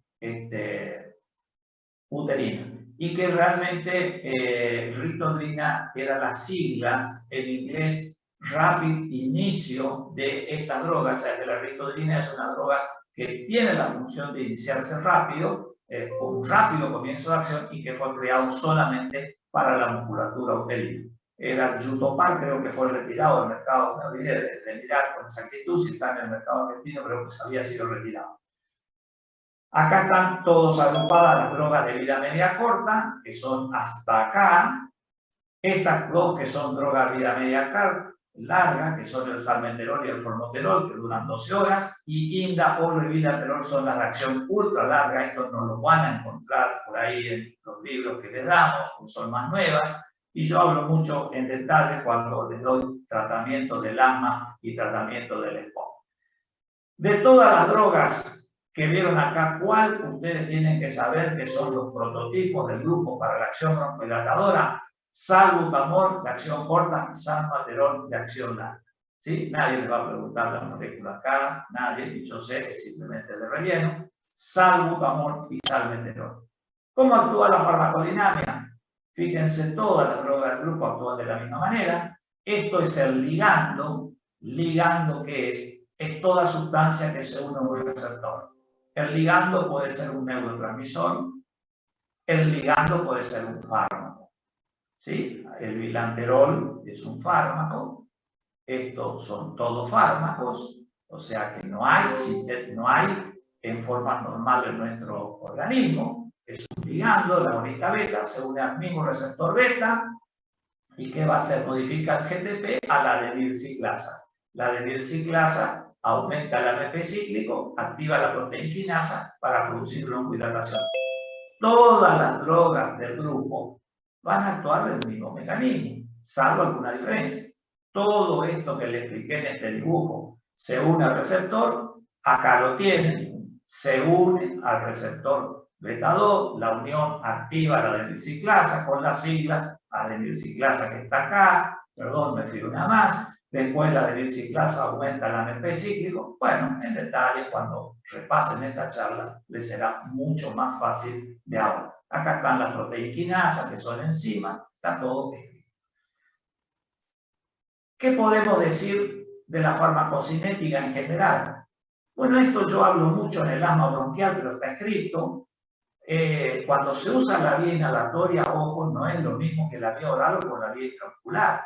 La absorción, por supuesto, que es muy importante y va a ser cambiante. La distribución de las drogas se unen poco a las proteínas. La vida media y la eliminación de ellas se renal la es. Bueno, realmente esto lo volvemos a ver cuando doy en tratamiento del asma bronquial y del EPOC. Así que acá está la vida media, y esto es importante que ustedes sepan, sí, porque está la indicación. Una vida media corta indicamos la crisis de asma. No vamos a tratar una crisis de asma con drogas de vida media larga ni con drogas de vida media larga. ¿Sí? No vamos a bloquear el receptor inútilmente. Entonces, las de vida corta son indicadas para el asma, son las que ven acá. De vida media larga, ya les mencioné, se usan en el asma y en el EPOC. Y de vida media larga, ultra larga, son las que están fundamentalmente en el EPOC, que son drogas nuevas que se dan una vez por día, etc. Bien, si alguien me quiere hacer alguna pregunta de simpáticos miméticos, le escucho alguna duda. Vamos a hablar las últimas diapositivas de simpáticos líticos y les quiero decir que vamos a pedir, al igual que yo también estoy interesado en la grabación de esta clase para que ustedes puedan tener y subir a Classroom o para que ustedes tengan. ¿Alguna pregunta? Profe. O doy simpáticos líticos y después preguntas al final, como ustedes quieran. Profe, Sí. si quiere me puede pasar por WhatsApp y ahí yo le paso al grupo de los compañeros. Bueno, todas esas cosas después al final. Preguntas del tema, relacionado al tema. ¿Alguna pregunta? Bueno. Sigo de simpaticolíticos y después termino y hacemos todas las preguntas que quieran. Dentro de los simpaticolíticos, vamos a ver que los simpaticolíticos son fármacos con capacidad para inhibir la transmisión catecolinérgica endógena. ¿Sí? Entonces, ¿qué importancia tiene este concepto? La importancia que tiene es lo que les dije anteriormente. Las drogas no crean nada. Por más que se desarrolle una droga nueva mañana, no crea una función celular. La droga nueva solo podrá activar algo que ya está señalizada que ocurra en la célula o podrá bloquear algo de ese tipo. La droga no crea nada, solo activan o bloquean funciones preestablecidas. Entonces, simpático-líticos van a ser aquellos fármacos que van a inhibir la acción de las catecolaminas endógenas. ¿Por qué? Recuerdo que les dije que la adrenalina era un órgano, un neurotransmisor, pero también era una hormona, porque se produce en condiciones normales. Entonces, acá lo que vamos a ver son un conjunto de drogas que van a bloquear el receptor para impedir todo lo que vinimos haciendo. Nuevamente, los receptores alfa y beta. Los receptores alfa son alfa 1 y alfa 2. Los receptores beta son de 3. Y los receptores pueden ser postsinápticos, los alfa 1, los beta 1 y los beta 3. Y fíjense que los receptores alfa 2 y beta 2 son presinápticos y postsinápticos. Todo lo que es postsináptico es lo que va a llevar a cabo la acción farmacológica en sí. La acción broncodilatadora, la acción estimulante cardíaca, la acción de la midriasis, la acción sobre la contracción o relajación del esfínter del cuello de la vejiga, sobre el estímulo, la contracción o relajación del músculo uterino. Todo se produce por los receptores postsinápticos. Ahora, los receptores presinápticos como habíamos visto en la primera diapositiva, son el alfa-2 y el beta-2. Y la función que tienen es de autorregulación de los neurotransmisores. También vimos en el transcurso de la clase, cuando hablamos de dopamina, que hay receptores D2 de dopamina que están dentro del sistema nervioso central, que es donde actúan las drogas antipsicóticas. Miren este dibujo que repasa ciertas cosas lo que venimos hablando. Yo no veo mi pantalla porque esta es una compu chica de donde le estoy hablando, pero tengo entendido que habrá tirosina arriba, tengo entendido que habrá tirosina hidroxilasa, hay una dopa, yo alcanzo a ver acá la palabra dopa cortada, esto que es el axón de la célula, la dopa por una decarboxilasa se transforma en dopamina, la dopamina por una hidroxilasa se transforma en esto rojito que es la norepinefrina o la noradrenalina. Esta norepinefrina o noradrenalina se une en estas estructuras que son las llamadas vesículas, ¿sí? Entonces, estas vesículas van a necesitar muchas veces de la entrada de un calcio al medio intracelular para poder liberarse en el medio por un proceso de exocitosis a la synaptic cleft, que es la hendidura presináptica del espacio sináptico, y actuar sobre los receptores. Acá están 3 receptores, alfa 1, beta 1, beta 2, pero por supuesto que hay receptores alfa 2, si fuera otro tipo de células podría tener alfa 2. Y la noradrenalina esquemáticamente se une a ellos. Sí, pero acá también vemos los receptores presinápticos. Esta es la hendidura lo que separa a estos receptores presinápticos. Los receptores presinápticos son los alfa y los beta 2. Estos intervienen en la autorregulación de los neurotransmisores, tanto el alfa como el beta. Y estos son los responsables de las reacciones postsinápticas, que son por la activación de la proteína quinasa, la mayoría de ellas. Esta adrenalina va a ser recaptada y metabolizada por una catecol oximetiltransferasa y se produce un metabolito que es la normetanefrina, ¿sí? Esto va a pasar, otra parte que va a pasar al plano, y como les dije en otra diapositiva anterior, la monoaminoxidasa es una enzima que está mucho en las mitocondrias, y las mitocondrias, que son las que tienen energía, entonces los receptores postsinápticos, bueno, se lo dije que están, esto es lo mismo para explicar lo que le dije acá postsináptico, se lo puse por si alguien por ahí se perdió, lo están en los distintos tejidos, pulmón, útero, músculo esquelético. Se refiere a que estos pueden ser células del pulmón, del músculo esquelético, del corazón, etc. Pero lo importante es que los postsinápticos son en tejidos que tienen poca inervación, no tienen un mayor control neural y son estimulados por las catecolaminas circulantes. Y los presinápticos facilitan, que son los presinápticos, estos que están antes de la hendidura sináptica, son los que facilitan la liberación de noradrenalina, aumentando el tono simpático.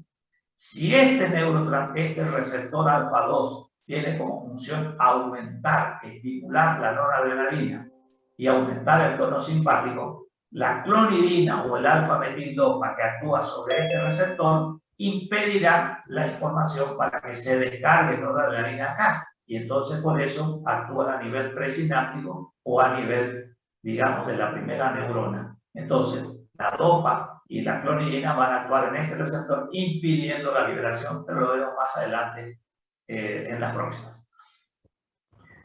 Esta es la clasificación. También hay drogas nuevas que no van a encontrar fácilmente en el libro. Les puse Prazosin. Prazosin es el primero y es la droga prototipo del grupo. Y está chiquito, ¿por qué? Y sin negrita, porque ya no viene más el Prazosin. Se tomó como modelo, pero fue retirado del mercado por las reacciones adversas que producía. Y las que están hoy en el mercado son la doxazosina, terazosina, tamsulosina, arfusolina, urapidilo, silodosina, ergotamina.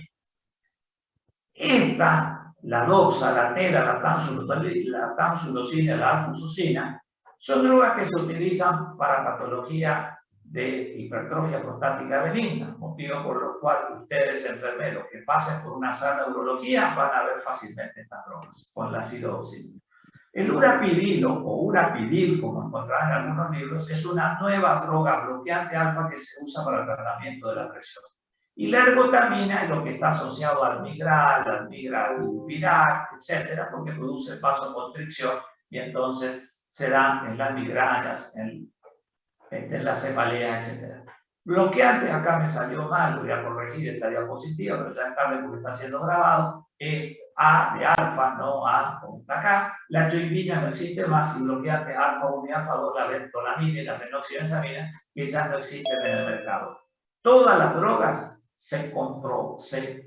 todas se comprueban versus la fentolamina y la fenoxamina. Es decir, las primeras fueron estas y todas se comparaban con estas. Estos son todos, repito, bloqueantes directos. ¿Qué es lo que voy a hacer hincapié? Bloqueantes beta, tenemos los beta 1 y los beta 1 y los beta 2. Y los indirectos o presinápticos tenemos que inhiben la síntesis, como la carbidopa, benseracida, que se utiliza en la enfermedad de Parkinson. Cuando vemos Parkinson, si lo vemos, vamos a hablar de esas drogas. La metildopa, que es fundamentalmente, como le dije, para el tratamiento de la hipertensión arterial. Los inhibidores del almacenamiento, la reserpina ya no se usa más, por eso está sin negrita, y los inhibidores de la liberación, cloridina y metildopa, también actúan con un mecanismo doble, que son las drogas que se utilizan para el tratamiento fundamentalmente de la hipertensión arterial. Veamos rápidamente de los presinápticos, se dividen en dos: axoplásmicos. Si ustedes ven el libro de farmacología médica de Margot Balcesia, tiene como 10 o 12, están retirados del mercado. Lo único que están es la pargigrina, que también ya no está más actualmente, y la única droga que queda del grupo es la tramilcipromina, visto al día de la mañana de hoy. Y dentro de los agonistas alfa 2 centrales tenemos la alfa-metildopa y la clonidina. Acá están las dos drogas que ustedes tienen que recordar en el gráfico: alfa-metildopa, y la acción antihipertensiva es por la disminución del estímulo simpático y entonces el aparato cardiovascular. Esta diapositiva muestra los pasos por los cuales actúa la alfa-metildopa. Se lo explico mirando el dibujo y después vemos si quieren lo que está acá. La tirosina venía de afuera, se transforma en dopamina por vía normal. Cuando uno toma dopa, la dopa ingresa a la célula y se forma un neurotransmisor. Y ese neurotransmisor, en vez de llamarse dopa, se llama alfa-metildopa. Tiene un grupo metilo. Entonces, no es dopa, es alfa-metildopa. Por la dopa de carboxilasa sigue a la dopamina. No es dopamina, es un neurotransmisor que es la alfa-metildopamina. Y así pasa a ser la alfa-metilnoradrenalina. Sí, y la alfa-metilnoradrenalina es una agonista del receptor alfa-2 presináptico y produce una autorregulación negativa. Entonces lo que va a hacer es evitar la descarga del neurotransmisor, porque creó un neurotransmisor falso, porque se le agregó un grupo metilo. Entonces, ¿cómo es el mecanismo? El mecanismo es esto: a través de un falso neurotransmisor, con que ustedes me digan que inhibe la descarga simpática, el tono simpático, como quieran con sus palabras, yo me doy más que satisfecho. Yo soy profesor de farmacología y tengo la obligación de demostrarles a ustedes cuál es el mecanismo, porque algunos de ustedes algún día se especializarán en esto y otros fundamentalmente no elegirán otra expectativa. Acá está alguna de las acciones farmacológicas, de las propiedades farmacocinéticas. Se absorbe por vía oral en un 50%. La alfa-metildopa tiene un metabolismo hepático, tiene una eliminación renal, tiene una vida media corta de 2 a 3 horas y es una droga muy útil en la hipertensión arterial y en el embarazo.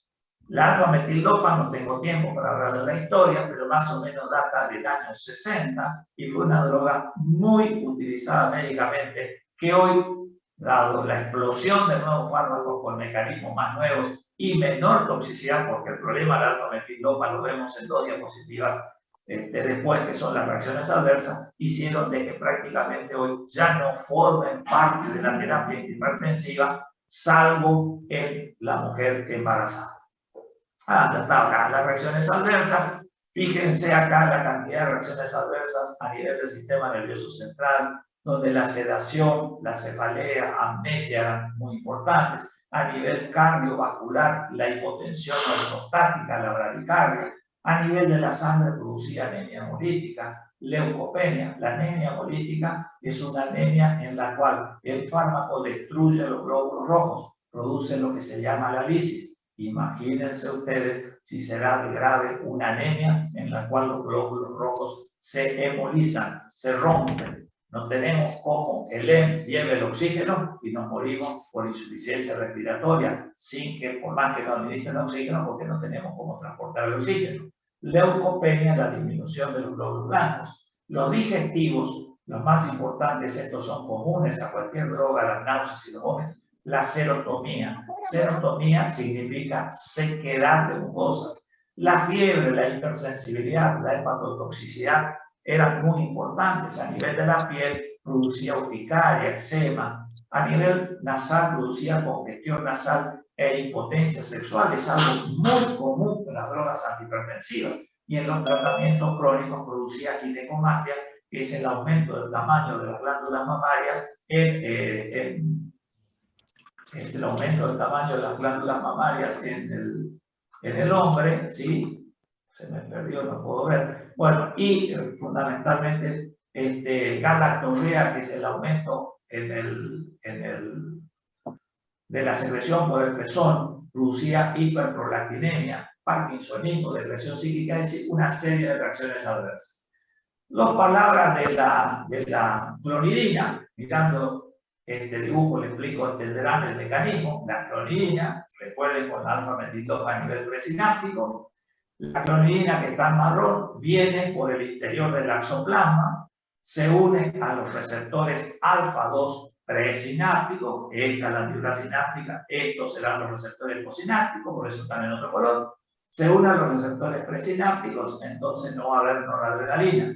¿Sí? El siguiente paso, vemos que ya está unido la clonidina al receptor alfa y en la siguiente diapositiva la unión de la clonidina con el receptor alfa presináptico impide la descarga del estímulo simpático, por eso no hay terminación nerviosa prácticamente posináptico y por eso sirve la presión arterial. En cuanto a los bloqueantes posinápticos, acá vemos una serie de drogas que ya me había adelantado. Acá ven ustedes una vejiga normal, una vejiga con hipertrofia de próstata. Cuando hay una hipertrofia de próstata hay un aumento en la proliferación de las fibras musculares que hay acá, tanto en la próstata, que lo que produce una disminución de la luz de la uretra y entonces el paciente tiene dificultad para la micción. En el músculo liso de la próstata hay receptores alfa-1. En el músculo liso de la vejiga hay receptores alfa-1, al igual que lo que hay en los vasos sanguíneos. Entonces, si hay receptores, ¿sí? Alfa-1 y yo logro bloquear, o estimular, voy a lograr que tenga una mayor dificultad o no para la eliminación urinaria. La terazocina, doxazocina, tamsulosina, alfulosina, silodosina son drogas que se utilizan para la hipertrofia prostática de próstata. Urapidil o urapidilo es un fármaco bloqueante alfa-1 para la hipertensión.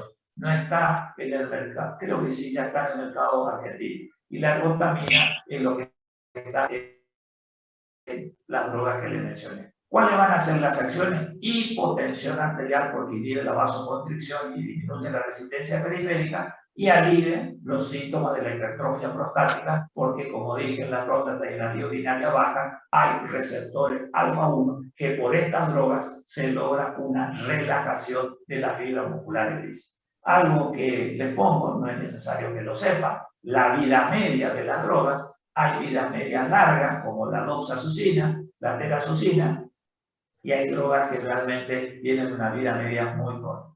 La patología de próstata, tanto como la tamsulosina, doxatera y silodosina, se usan un comprimido solo por día porque realmente es suficiente y tienen una larga acción.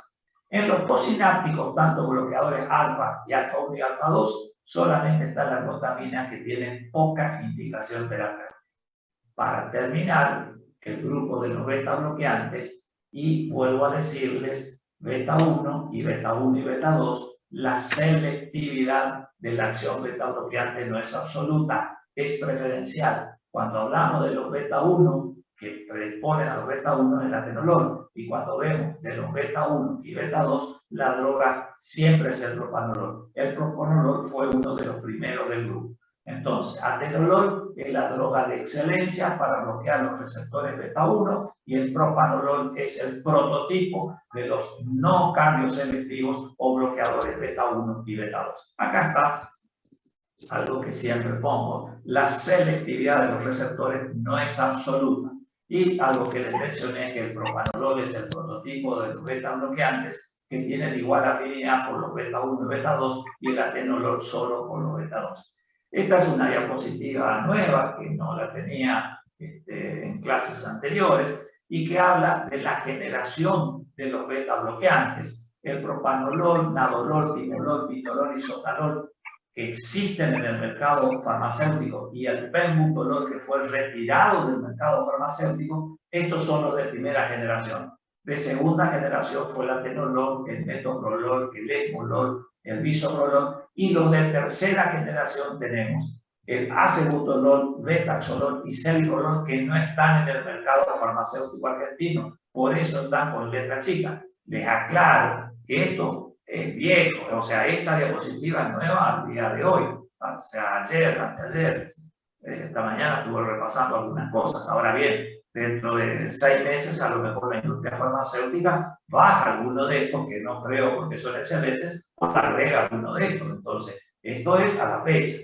Lo de tercera generación del bucindolol no está en el mercado farmacéutico, que lo busque, y el cartiolol sí. Es decir, cada vez hay más receptores adrenérgicos. Les vuelvo a decir, yo lo que quiero que recuerden es que me hablen del atenolol y fundamentalmente del propanolol, y el que quiere lucirse tiene material de sobra y el que no me interesa.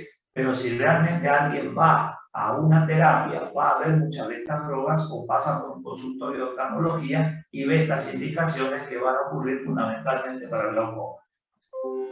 Bloqueadores alfa y beta que bloqueen en común tenemos el labetalol, el carvedilol y el bucindolol. El bucindolol está en signo de pregunta porque en algunos lados lo muestro como un bloqueador alfa y beta y en otros lo van a encontrar solamente como un bloqueador beta.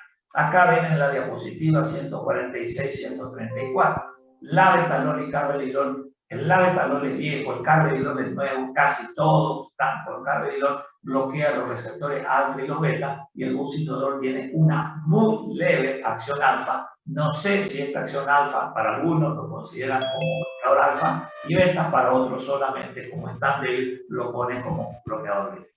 Para ir terminando las acciones farmacológicas, y como ustedes ven, las acciones farmacológicas son las 4 propiedades del corazón, son inhibidas por estas drogas, así como las 4 la estimulaba la adrenalina y disminuye el consumo de oxígeno.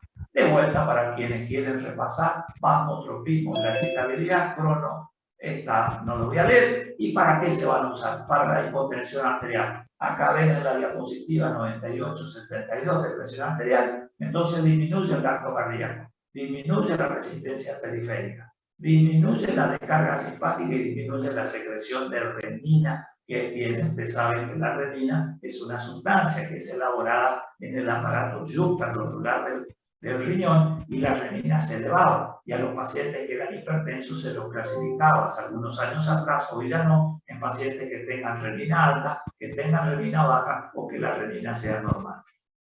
Otras acciones farmacológicas del propanolol, que es el prototipo, es la broncoconstricción, los signos de hipoglucemia, disminuye la síntesis del humor acuoso, disminuye la presión ocular y la ansiolítica. Entonces, por eso es que estas drogas hay que tenerlas cuidado en los pacientes asmáticos. Por eso es que hoy un paciente que tenga hipertensión arterial y asma bronquial, casi nadie coloca propanolol como antihipertensivo. Todo el mundo elige el atenolol. ¿Por qué? Porque tiene mayor selectividad sobre el receptor beta 1. Entonces el receptor beta 2 no es tan estimulado, aunque algo va a ser estimulado, y eso se sabe. Es como un paciente que se recibe o una asistencia respiratoria mecánica con una insuficiencia respiratoria por usar una droga que es supuestamente selectiva.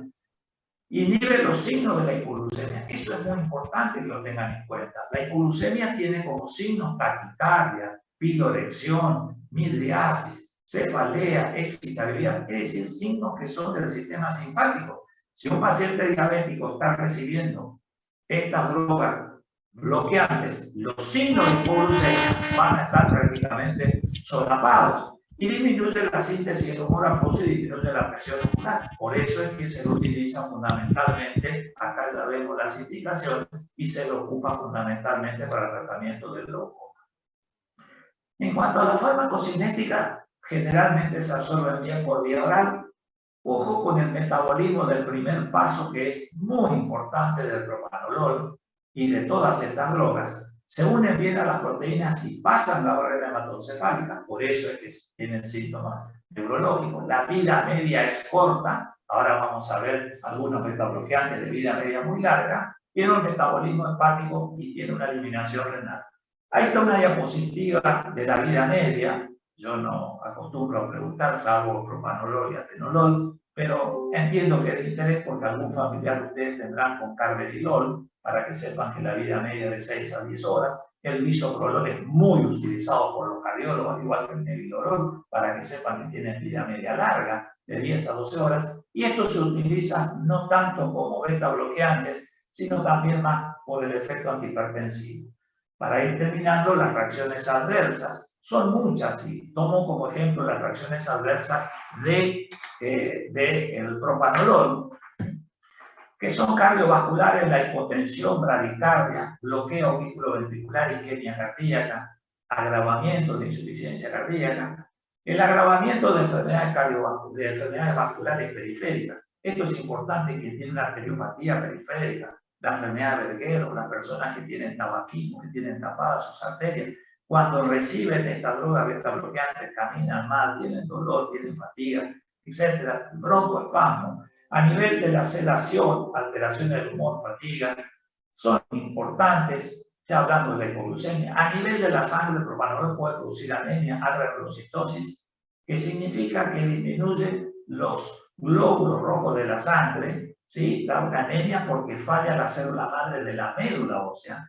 Síntomas digestivos son muy importantes, y el propanolol, como todas las drogas de este grupo, puede producir impotencia sexual, alteraciones de la libido, dolores articulares, alopecia, urticaria y síndrome de lupus light. El síndrome de lupus light es un cuadro clínico parecido a la del lupus eritematoso sistémico, que es producido por drogas.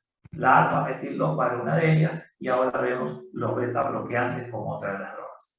Esta es una diapositiva sacada, creo que esta es del Goodman y Gilman de farmacología, que es la Biblia de la farmacología, en la edición en español, donde están todas las drogas que más o menos fuimos hablando. Hay muchas de ellas que no les hablé porque no están en el mercado farmacéutico. Acá ven, por ejemplo, veo el levoburonol, el metiprandol, la indoramida. Estas drogas realmente no existen en el mercado, por eso no se las puse en ninguna diapositiva. ¿Cuáles van a ser los cuidados de enfermería para terminar? Y si no me falla la hora, deben ser las 4, estamos casi, faltan 4 minutos. Los cuidados de enfermería son muy importantes. Recuerden que estas drogas se utilizan en unidades coronarias, en unidades de terapia intensiva. Depende de la localización del receptor, van a utilizar el control de los signos vitales, el control de la diuresis, el control del relleno capilar del paciente, el control del globo ocular. En fin, como vinimos viendo, son muchas las acciones y nada más. Y muchas gracias por haberme escuchado. Esta clase va a estar grabada, así que vamos a pedir todos para que ustedes puedan tenerlo a la facultad. Y también les invito, que les voy a avisar las próximas clases que doy como apoyo, o porque tenemos un solo día acá, que es el martes por Zoom, y entiendo que es insuficiente, así que por Facebook. Las clases para mí son optativas, quien quiere estar las escucha. La única garantía de quien las escucha es que el material que doy siempre es nuevo, actualizado, y que espero que haya sido de interés para todos ustedes. ¿Alguna pregunta? Puedo escuchar. No lo veo a nadie, lo veo, así que no puedo decir más nada. Profe, disculpe, ¿puede pasar el PowerPoint por el grupo?